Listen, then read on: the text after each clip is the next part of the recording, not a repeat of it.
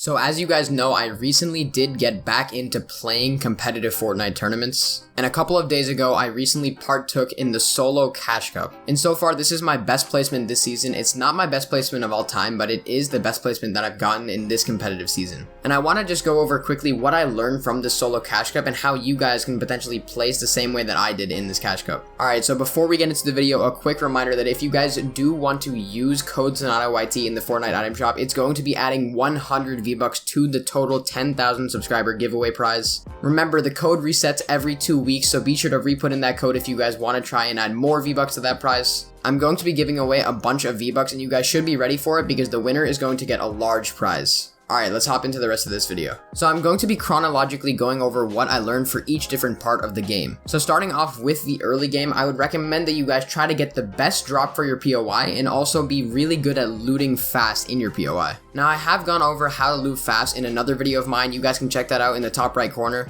but it is really important that you guys properly figure out the best way to loot as efficiently as you can. Obviously every single POI is different and every drop spot is going to be a lot more confusing, but you guys need to really put some time and effort into exactly how you guys are going to loot your POI in the most efficient way possible. The more efficient that you get at looting your POI, the better position you're going to be in later in the mid game. It's really important that you guys try not to take any fights at all during the mid game. The way that most bad players die in these solo cash cups is they will take a stupid mid game fight that they think that they can win, and they'll oftentimes just get outplayed by a better player. Unless you guys are the best W keyers in the entire world, I would recommend that you try to stay put and not really key anybody if you have the chance. Even if you beam someone for 150 HP, I'd recommend you just try to lay low and get the kill from long range. It's never a good idea to take a close range fight that you cannot finish quickly. If you're not able to finish a fight quickly, it's going to naturally take a lot longer for you to finish that fight, and then there's oftentimes going to be way more third parties and other people around you that are going to be shooting. Another very important fact about the mid game is that you guys need to acknowledge what the best position is for stuff like Storm Surge and rotations.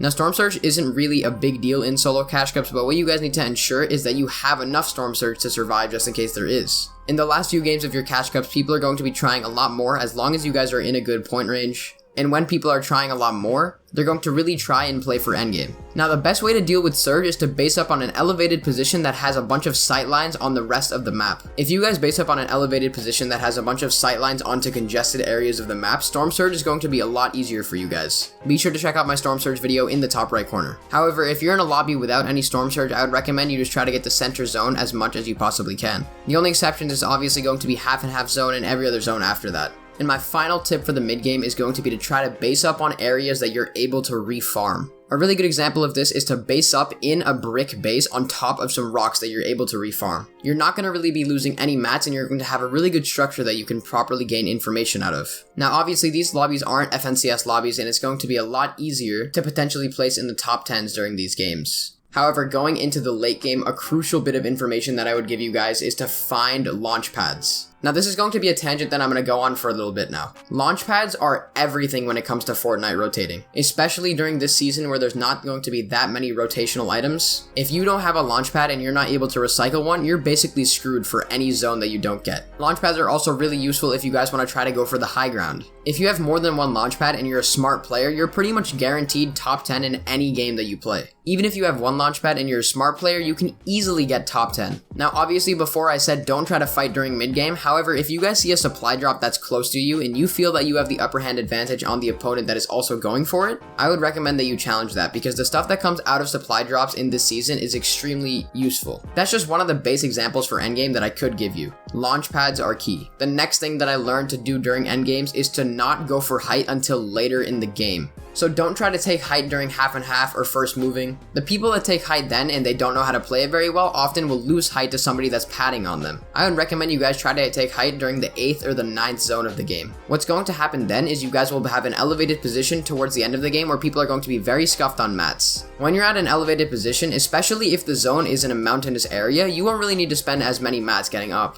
And if you're able to take height using a launch pad, it's going to benefit you in so many different ways as long as you do it later in the end game. You guys can see that in my game right here, I did go for height later in the end game, and I was able to get the final 2 kills and win the game. Always keep that in the back of your mind that if you go for height too early, somebody else will take it off of you. Especially with all of these new parasites, it's going to be extremely important. Oh, that reminds me, you guys should consider using parasites while they're in the game. Parasites are fantastic tools for endgame. It gives you a speed boost and a jump boost, and you basically don't need to build at all. It also protects you from headshots, and it regenerates if it ever takes any sort of damage. Parasites are so crucial for mid game and late game. Try to get them no matter what if you guys are playing these solo cash cups. So last but not least, for the tips and the stuff that I learned from the solo cash cup is going to be to get good at getting impact frags by focusing people on lower layers than yourself. Now, I've gone over this a lot in the past, but I would recommend that you guys learn exactly what the best way to get impact frags is by playing various different solo scrims when you can. So an impact frag is basically a refresh that gives you a bunch of materials, ammo, and other resources that'll help you place higher in the endgame.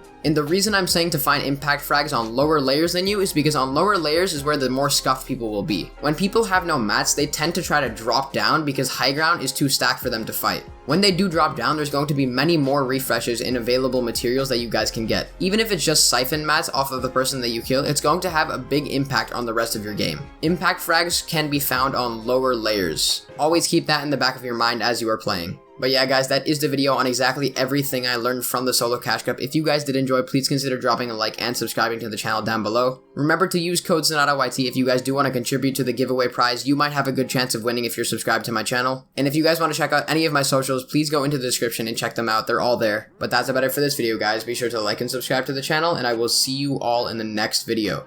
Bye guys.